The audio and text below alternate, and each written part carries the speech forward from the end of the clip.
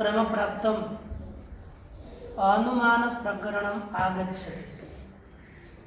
अनुमानप्रकरणस्य प्राप्तिर्भवति। इदानीम् इतः प्राक् प्रत्यक्ष प्रमाणस्य निरूपणम् अभवत्। इदानीम् अनुमान प्रमाणस्य विचारं कुर्मः। तर्हि प्रत्यक्ष प्रमाणानन्तरम् अनुमान प्रमाणस्य यदि निरूपणं क्रियते तर्हि अनयोर्मध्ये कः सम्बन्धः? सम्बन्धं विना किमपि कार्यं न शोभते। अत्र सम्बन्धः अतीव आवश्यकः। अतः अनयोर्मध्ये कः सम्बन्धः? तस्य यदि विचारं कुर्मः चेत् प्रत्यक्षानुमानयोः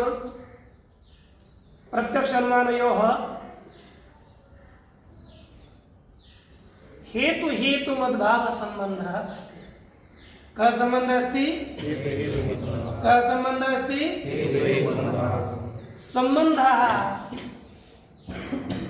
षड्विधाः सन्ति। सम्बन्धाः षड्विधाः सन्ति। एकः श्लोकः विद्यते। लिखन्तु। सप्रसंग उपोद्घातो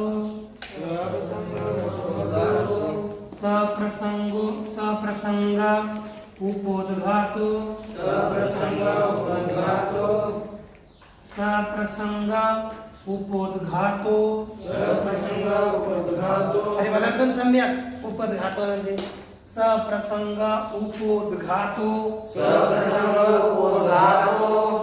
हेतुतावसरस्तथा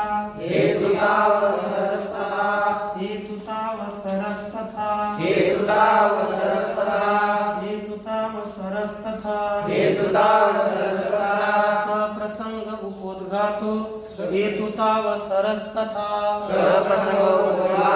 हेतुतावसरस्तथा निर्वाहकैक कार्यत्वे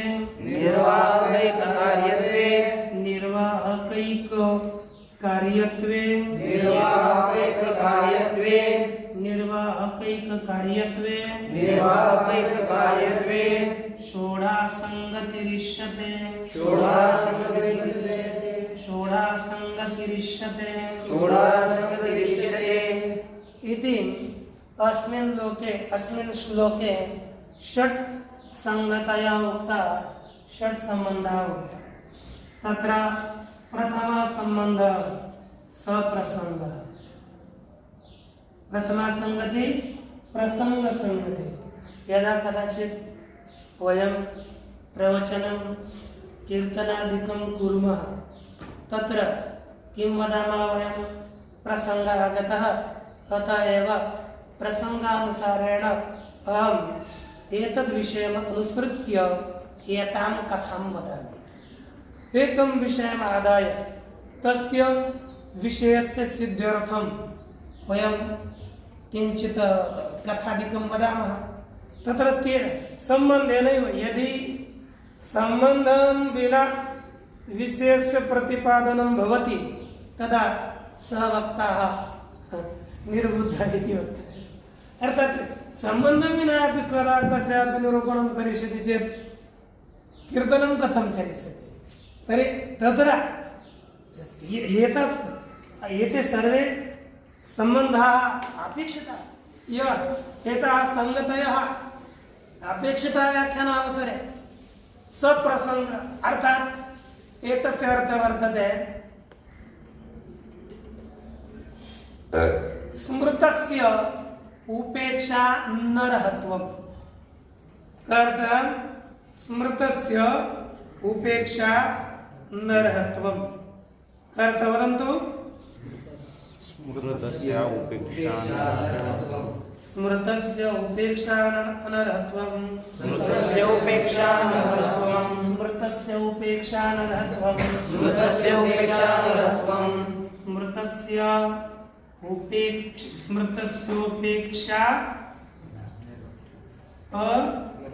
अनर्हत्वं स प्रसंगत्वं स्मृतस्य उपेक्षानर्हत्वं प्रसंगत्वं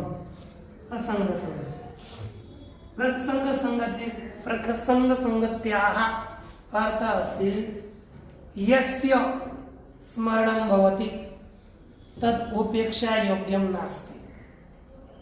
हाँ, कभी कभी एखादा विषय बताते समय जब स्मरण होता है तो क्या बोलते हैं, ये उपेक्षा के योग्य न हो। स्मृत जिसका स्मरण हुआ वह उपेक्षा योग्य न होना एक प्रसंग संगति है कि नहीं।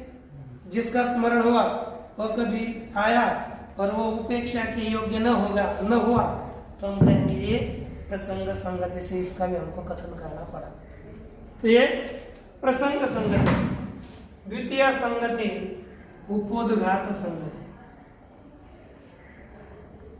उपोद्घात या एषा द्वितीय संगति। उपोद्घात अर्थात जो प्रकृतम अनुसृत्य किंचित प्रतिपादन। जैसे एखादा प्रकृत अपना विषय है, समझो आपको एखादा अभंग बताना है, अभंग का निरूपण करना है। अभंग का निरूपण करते करते समय उसके पहले हम जो भूमिका बनाते हैं उसके ऊपर जाने के लिए उस भूमिका को ही कहते हैं उपोद्घात। यानी प्रकृत विषय को अनुसरण करके जो पहले बताया जाता है, विषयम अनुसृत्य प्रकृत विषय अनुसृत्य किंचित कथनम एवं उपोद्घात। उसके अनुकूल विषय का प्रतिपादन करना ये उपोद्घात होता है। ध्यान में रहा। तीसरा है हेतुता। हेतुता अर्थात हेतुमत भाव। ये दोनों भी ले सकते हैं, देख लेते हैं हम। तीसरा है हेतु और हेतु मत भाव। ये तीसरी संगति है। हेतु मत भाव अर्थात कार्य कारण भाव। हेतु शब्द का अर्थ है कारण और हेतु मत। हेतु अर्थात कारण, मत अर्थात वाला। हेतु वाला किसे कहते हैं? हेतु वाला अर्थात कारण वाला कौन होता है? कारण बोले ना, मेरे के मुख को क्या देख रहे हैं? मैं पूछ रहा हूं तो तभी आप बुद्धिमान होंगे, तुरंत उत्तर देंगे। कारण वाला कौन होता है? अब कार्य वाला कौन होता है? अब उत्तर में जैसे क्योंकि आप बूढ़े जैसे बैठे रहते हो। इसमें हेतु किसे कहते हैं? बोला करिए सब। चुप नहीं बैठ। हेतु मत कार्य हेतु हेतु मत कार्य भाव का अर्थ जानते हैं त्वता। और ये भी आप इसको जोड़ेंगे तो द्वंद्वान्ते श्रूयमाणं पदम प्रत्येकम अभिसंबध्यते। इसमें ऐसे क्या होगा? एक हेतुता और दूसरा होगा हेतुमत्ता। हेतुमत्ता अर्थात कार्यता। हेतुमत्ता अर्थात कार्यता। हेतुता अर्थात कारणता। कारणता और कार्यता संबंध। यही संबंध प्रकृति में हमको अपेक्षित है। प्रत्यक्ष प्रमाण कारण है और अनुमान प्रमाण कार्य है। क्या प्रत्यक्ष प्रमाण कारण है और अनुमान प्रमाण कार्य है? कैसे? अनुमितिक यदा वयम अनुमितिम कुर्मः तदा यः कश्चन पुरुषः धूमं जानाति, धूममपि जानाति, अग्निमपि जानाति, उभयोः सहचारितां जानाति। सहचारितां अर्थात एक सहैव निवासम,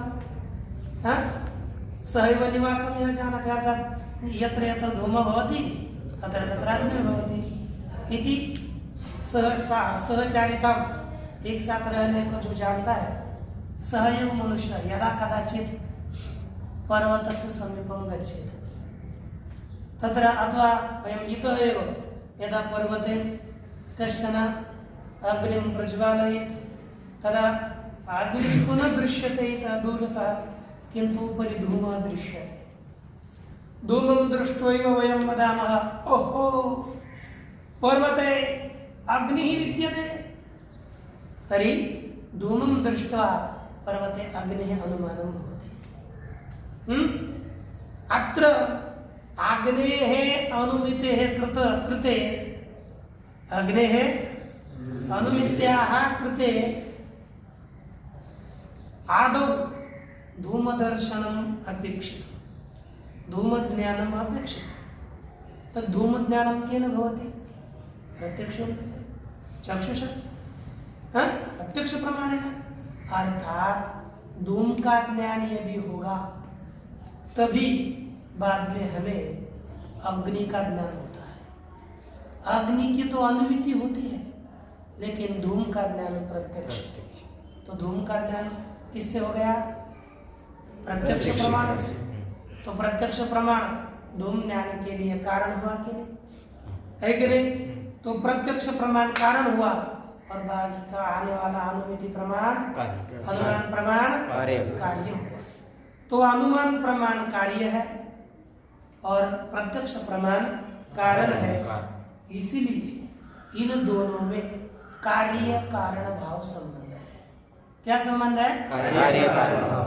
प्रत्यक्ष अनुमानयोर मध्ये कः संबंध? कार्य कारण है ना। तो किसका कार्य, कार्यता किसमें है? अनुमान में। कारणता किसमें है? प्रत्यक्ष है कि नहीं? तो प्रत्यक्ष कार्यता कहाँ पर है? अनुमान में। प्रत्यक्ष कार्यता का, प्रत्यक्ष की कार्यता, इसमें प्रत्यक्ष का कार्य कौन है? अनुमान। तो प्रत्यक्ष की कार्यता किसमें है? प्रत्यक्ष। प्रत्यक्ष की नहीं बोलेंगे, अब निरूपित बोलेंगे उसके स्थान पर, शब्द बदलेंगे। तो प्रत्यक्ष निरूपित कार्यता कुत्र? वदन्तु अनुमाने। वदन्तु अनुमान, संस्कृतं न वदन्ति अतः यथावस्था। प्रत्यक्ष निरूपित कार्यता कुत्र? अनुमान निरूपित कारणता कुत्र? प्रत्यक्ष प्रमाणे।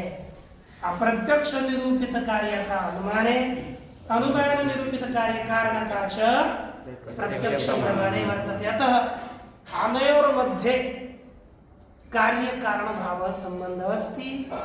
यदि कार्य कारण भाव संगत्या प्रत्यक्ष प्रमाणानन्तरं अनुमान प्रमाणस्य निरूपणम् आरभामहे। तत्र आदौ किं लिखितं वदेत्? अनुमितिकरण अनुमानम् लिखितम्। अनुमानस्य लक्षणं ग्रंथकारः चकार अनुमितिकरणम् अनुमानम्। किम् अलिखत्?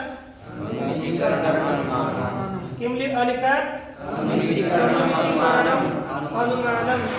अत्र षष्ठी तत्पुरुष समासः वर्तते। अनुमितेः करणम् अनुमानम् इति। किमस्ति?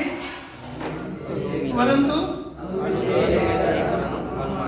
अनुमितेः करणम् वदन्तु। अनुमितेः करणम् अनुमानम्। अनुमितेः करणम् अनुमानम्। अनुमितेः करणम् अनुमानम्। अनुमितेः करणम् अनुमानम्। किं लक्षणम् अनुमितेः? अनुमितेः करणम् अनुमानम्। पश्यतु, अनुमानस्य लक्षणं कृतम् अनुमितिकरणम् अनुमानम्।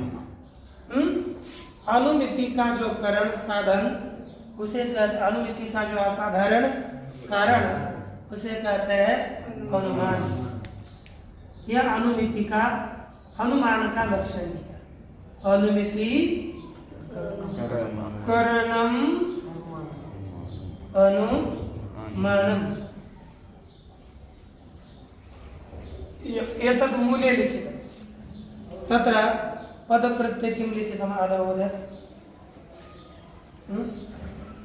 प्रत्यक्षानुमानयोः कार्यकारणभाव संगति मभिप्रत्यय वदतु पूर्णं। प्रत्यक्षानन्तरम् अनुमानं निरूपयति। अब देखो निरूपय पढ़ते समय स्पष्ट पढ़ोगे ना तो मुझे भी ध्यान में आता है, नहीं तो स्पष्ट नहीं पढ़ोगे तो पंक्ति ध्यान में नहीं रहती। अब देखो प्रथम क्यों लिख रहा हूं? प्रत्यक्षा अनुमानम्। अरे पढ़त तो एक पुन्हा संपूर्ण रूप क्यों? प्रत्यक्ष अनुमानयोः कार्यकरण भाव प्रत्यक्षा असं पढ़ना लिख पढ़ते समय प्रत्यक्षानुमानयोः कार्यकारण संगतिम अभिप्रेत्य प्रत्यक्षानंतरम अनुमानम निरूपयति। ऐसा पूर्ण स्पष्ट पढ़ना तो आपका आरोप हो गया कारण है वो ठीक नहीं लगता, क्योंकि वो भाषा है ना वो दीर्घ ह्रस्व वो आप पढ़ोगे तभी समझ में आता है, तो उससे कोई उसको विग्रह करने की आवश्यकता नहीं। प्रत्यक्षानुमानयोः कार्य कारण संगतिम अभिप्रेत्य एतस्य हिंद्यामर्थः प्रत्यक्ष और अनुमान में प्रत्यक्ष अनुमानयोः अर्थात प्रत्यक्ष और अनुमान में कार्य कारण संगतिम, इसका अर्थ क्या हो गया? कार्य और कारण संगति को अभिप्रेत्य अर्थात स्वीकार करके, प्रत्यक्ष और अनुमान में कार्य और कारण संगति को अर्थात कार्य कारणता हेतु हेतुमत्ता इस संगति को स्वीकार करके प्रत्यक्षानंतरम अर्थात प्रत्यक्ष प्रमाण के बाद अनुमानम निरूपयति, अनुमान प्रमाण का निरूपण करते हैं, है ना? अनुमान प्रमाण का निरूपण करने जा रहे हैं तो क्या लिखा गया? अनुमितेः करणम अनुमानम इत्यर्थः। इसका विग्रह किया अनुमितेः करणम अनुमान, इसका अर्थ है अनुमितेः करणम अनुमानम इत्यर्थ। इसका अर्थ क्या हो गया? अनुमिति का करण, अब षष्ठी है तो क्या होगा? अनुमिति का करण अनुमान, ऐसा अर्थ। अनुमिति का करण अनुमान, अनुमिति का जो साधन उसे कहते हैं अनुमान। आगे तच्च लिंग परामर्श एवैति निवेदयिष्यति। पद कृत्य में कहते हैं वो अनुमान क्या चीज है? अब इसमें मतभेद है, कोई व्याप्ति ज्ञान को अनुमान मानते हैं और कोई व्याप्ति ज्ञान को अनुमान मानते हैं और कोई परामर्श को अनुमान मानते हैं। देखो एक है व्याप्ति ज्ञान, ये क्या चीज है? व्याप्ति ज्ञान, और दूसरा परामर्श। एक है परामर्श और दूसरा है व्याप्ति ज्ञान। अब ये पदकृत्य वाले कहते हैं तच्च, तच्च अर्थात तत् शब्द का अर्थ है अनुमानम, च अर्थात और वह अनुमान परामर्श एव, पुस्तक में लिखा गया परामर्श ही है, इति का अर्थ क्या हो गया? ऐसा निवेदयिष्यते, निवेदन किया जाएगा। आगे क्या किया जाएगा?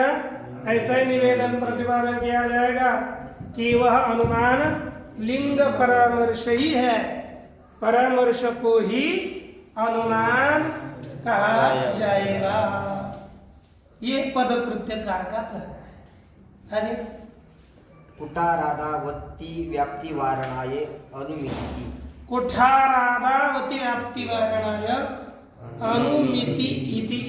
देखो यदि हम अब इसका पदकृत्य शुरू किया, पहले क्या किया? अनुमितेः करणम अनुमानम, इसमें शब्दार्थ बताया और तत्पश्चात वो कौन चीज है, कौन चीज हो सकती है, तो कहा अनुमान कौन होगा? तो परामर्श होगा। अनुमिति का करण होगा कौन? तो कहा परामर्श होगा। पदकृत्यकार का यह करता है, मूल में वही बताया, लेकिन पहले अलग बनाया था। परामर्श हम उसको व्यापार बोलते हैं ना, तो देख लेते हैं उसको। अब पदकृत्य में आए कहा कि करण कहा, इतना ही लक्षण करते हैं, क्योंकि अनुमान करण है ना, अनुमिति का साधन करण है, तो करणत्वम अनुमानस्य लक्षणम एतावदेव लक्षणम किं कुर्मः करणत्वम अनुमानस्य लक्षणम। यदि एतावदेव अनुमानस्य लक्षणं क्रियते तदा कुत्र अतिव्याप्तिर्भविष्यति कुठारादौ, कुठार अर्थात इयं अयं कुठारः अपि करणमस्ति छेदनस्य, कुठारः अपि छेदनस्य करणम् अस्ति, तस्यां कुठारादौ अपि है ना, यतोहि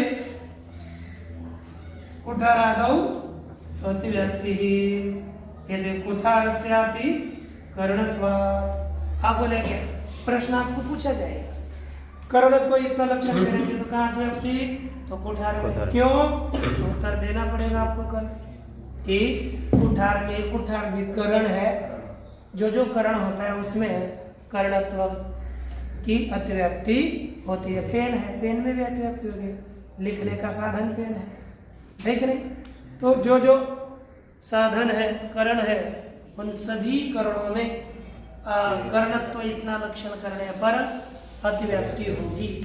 उसका वारण करने के लिए लिखा मिति थी, है कि नहीं, क्या लिखा मिति, तो करणत्वम इति इतना लक्षण करेंगे तो कुठार आदियों में अतिव्याप्ति होगी, उसका वारण करने के लिए दिया मिति पद, मिति रहे, हाँ मिति रहे, तो मिति तो क्या बन गया, मिति करणत्वम, क्या लक्षण हुआ, मिति करणत्वम, है कि नहीं, मिति करणत्वम, मिति अर्थात ज्ञान, मिति अर्थात ज्ञान, है कि नहीं, ज्ञान को कहते हैं मिति, तो मिति करणत्वम ये लक्षण, ज्ञान करणत्वम। अब कुठार है लेकिन वो ज्ञान का करण नहीं है, वो छेदन का करण है, तोड़ने का करण है, तोड़ने का साधन है, लेकिन वह ज्ञान का करण वह नहीं हो सकता, वह तो छेदन का करण है, इसलिए अब कुठार में अतिव्याप्ति नहीं होगी। लेकिन ज्ञान का करण जो अनुमान है उससे भिन्न प्रत्यक्ष तो है, प्रत्यक्ष भी तो ज्ञान का करण है, प्रत्यक्ष प्रमाण, तो क्या होगा, ज्ञान मिति करणत्वम अर्थात ज्ञान करणत्वम इतना लक्षण करने पर प्रत्यक्षादियों में अतिव्याप्ति होती है। किसमें अतिव्याप्ति होती है, प्रत्यक्षादि प्रमाणों में अतिव्याप्ति होगी, है कि नहीं, इसलिए उसमें अतिव्याप्ति होगी। अब उसका भी वारण करना पड़ेगा, क्योंकि जो ज्ञान के करण कितने हैं, 4, प्रत्यक्ष, अनुमान, उपमान और पद ज्ञान, पद शब्द ज्ञान, ये सभी तो ज्ञान के ही करण है। तो अनुमान से भिन्न अन्य सभी में अतिव्याप्ति होगी, तो उसका वारण करने के लिए क्या पद देना पड़ेगा, क्या देना, अनुपद देना पड़ेगा, तो बन गया अनुमिति करणत्वम। क्या लक्षण हो गया, अनुमिति करणत्वम। ये सभी, कोई प्रत्यक्ष का करण होगा, कोई उपमिति का करण होगा, कोई शाब्द ज्ञान का करण होगा, लेकिन अनुमिति का करण दूसरे ज्ञान प्रत्यक्षादि प्रमाण नहीं है। इसीलिए अब अनुमिति का अनुमान का लक्षण हो गया अनुमिति करणत्वम अनुमानस्य लक्षणम, ये बताया। इसी में ये जो आपके न्याय बोधिनीकार है, उन्होंने भी अपना कुछ विषय रखा। वो बोलते हैं अनुमिति में करण कौन है, पदकृत्य कारण है, करण किसे बताया, परामर्श है। लेकिन न्याय बोधिनीकार कहते हैं अनुमिति में व्याप्ति ज्ञान करण है। कौन है, इधर का करण 2 बताए ना, एक व्याप्ति ज्ञान और एक परामर्श। उनके अनुसार ये व्याप्ति ज्ञान ही करण है। क्या करण है, व्याप्ति ज्ञान करण है। और परामर्श क्या चीज है? तो का परामर्श व्यापार है। परामर्श करण कौन है? व्याप्ति ज्ञान। और परामर्श क्या चीज है? व्यापार। करण व्याप्ति ज्ञान, परामर्श है व्यापार। ठीक। फल क्या चीज है? पर कल ही बताया था आपको, फल क्या चीज है? अनुमिति। अनुमिति फल, करण व्याप्ति ज्ञान और परामर्श व्यापार। आता आप बताइए, मैं पूछूंगा कल, आपको भी पूछूंगा, प्रत्यक्ष का भी पूछूंगा। करण कौन है अनुमिति में? उसमें व्यापार कौन है? परामर्श। और फल कौन है? अनुमिति। कितना ध्यान में आया? यही यहाँ पर इसका निरूपण इन्होंने किया गया।